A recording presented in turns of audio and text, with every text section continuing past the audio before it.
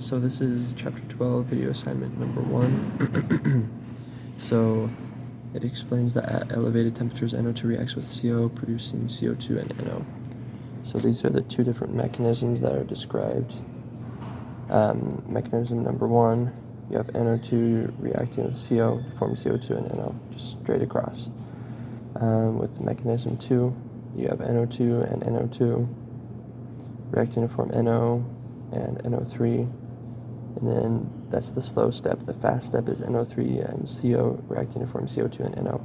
So the rate law for mechanism 1 is going to be KNO2 1, because it's first order according to NO2,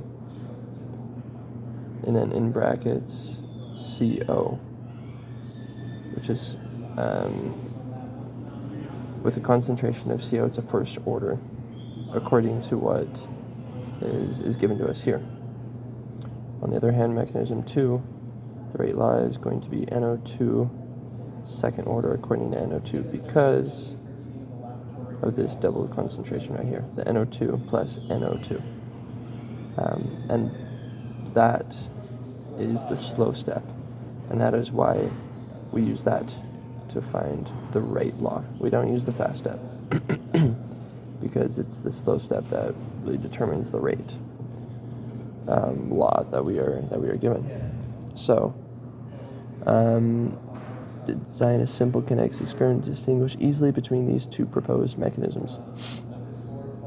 So a way to determine which mechanism would be valid would be to change the concentrations of CO to see if it affects the rate.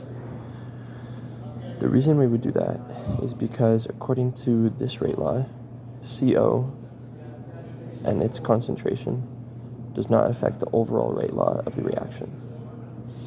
And so if changing the concentrations of CO while keeping NO2 constant in an experiment, if that does not change the rate, then we know that mechanism 2 is valid. Or we can't refute, we can't deny or cancel out mechanism 2. Mechanism 1, if we change the concentration of CO, as shown here in this rate law, then the overall rate of the reaction would double, because it's a first order.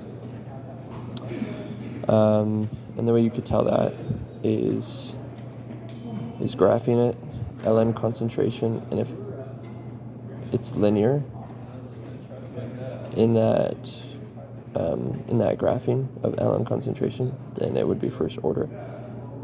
First order CO.